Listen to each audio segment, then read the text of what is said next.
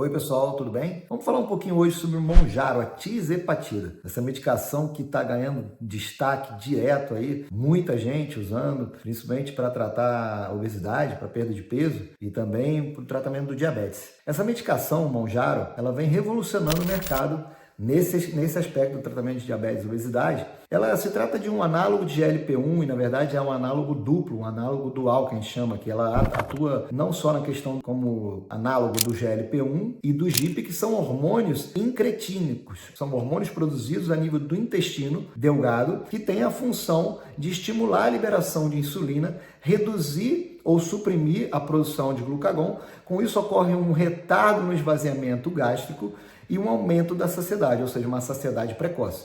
De forma que a pessoa simplesmente ela não consegue ingerir a quantidade de comida, de alimento que ela estava ingerindo antes.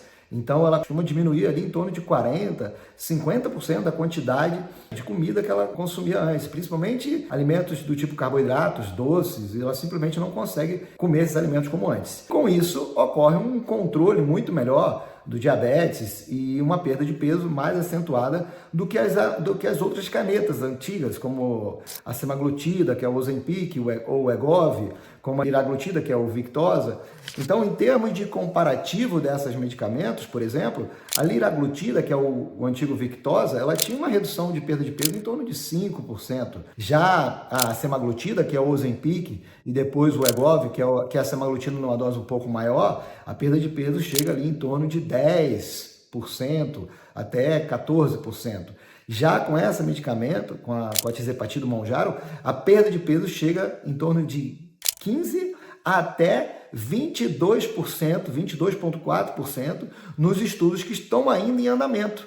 Então a gente tem os estudos chamados o SURPASS, que é um estudo que avaliou o tratamento da tizepatida para controle do diabetes, e ele tem desde 2019, ele continua em andamento, mas tendo muitos resultados promissores no controle do diabetes, e mais recentemente o SURMOUNT, que vem em várias etapas, 1, 2, 3, 4, vem inclusive comparando com a semaglutida, com o Ozempic, com resultados muito melhores. E esse tratamento, eles fazem, são 72 semanas essa perda de peso, chega até 22,4% com a tizepatida, com o Mounjaro. Nenhuma outra medicação até então na face da Terra tinha tido resultados tão expressivos, chega até a comparar com o resultado de uma cirurgia bariátrica. Então é uma medicação fantástica para o tratamento da obesidade. No Brasil, para tratamento do diabetes, foi lançado a partir do ano passado, e para o tratamento da obesidade, a Anvisa liberou a partir de agora, meados de 2025, ali junho de 2025 mais ou menos. Eu, como cardiologista, tenho visto benefícios, inclusive, para desfechos cardiovasculares. Tem estudos já mostrando redução de infarto, redução de AVC. Então é um medicamento, eu costumo brincar com os meus clientes, que é um medicamento do tipo de uma Ferrari que a gente tem na mão, desde que a gente também faça o uso da forma correta. O que eu quero dizer com isso? Não é um medicamento mágico, não faz mágica, gente, não existe fórmula mágica. Se você não fizer uma dieta adequada, se você não estiver fazendo atividade física, os resultados não vão acontecer da forma como poderia. Se você utilizar da forma errada, também não vão utilizar da forma que poderia, o benefício. E aí você vai gastar dinheiro à toa, porque é um medicamento caro. E o que a gente pode falar em termos de contraindicação? Na verdade, é um medicamento que é bem seguro. Efeitos colaterais a longo prazo a gente só vai saber com o passar do tempo. E todos esses medicamentos, as canetas, os análogos de GLP-1 que a gente fala, têm efeitos colaterais principalmente do trato digestivo. Principalmente ali náusea, às vezes vômito, pode prender o intestino, constipação, ou pode até soltar o intestino, diarreia. Então, esses medicamentos, essas canetas, com as canetas anteriores, os efeitos colaterais eram mais comuns. Já com a tizepatida, com o Mounjaro, os efeitos colaterais são bem mais tranquilos. São os mesmos, mas são é um medicamento mais tolerado. Então, em torno mais ou menos ali dos sintomas do trato digestivo, em torno de 5% a 10%, não muito mais do que isso. Outros efeitos colaterais que podem aparecer com o uso da tizepatida é fraqueza, cefaleia, dor de cabeça, fadiga, né? Por quê? Porque as pessoas simplesmente não estão comendo a quantidade de alimentos que elas consumiam antes, então elas vão acabar se sentindo fracas no primeiro momento. Então é um sintoma até um pouco mais comum em alguns pacientes. E principalmente se a pessoa já não vinha se alimentando bem ou se ela está com alguma deficiência nutricional, de vitaminas e minerais. Então é uma coisa que a gente tem que estar acompanhando de perto. É fundamental que você faça o acompanhamento com uma nutricionista, um nutricionista. Por quê? Porque não é simplesmente parar de comer, perdeu o apetite, parou de comer.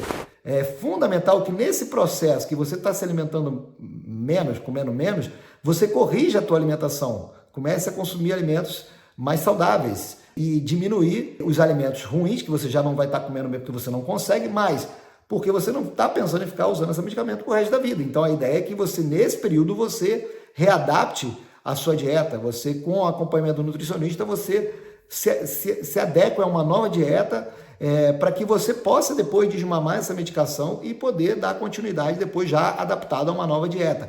E é fundamental também a atividade física.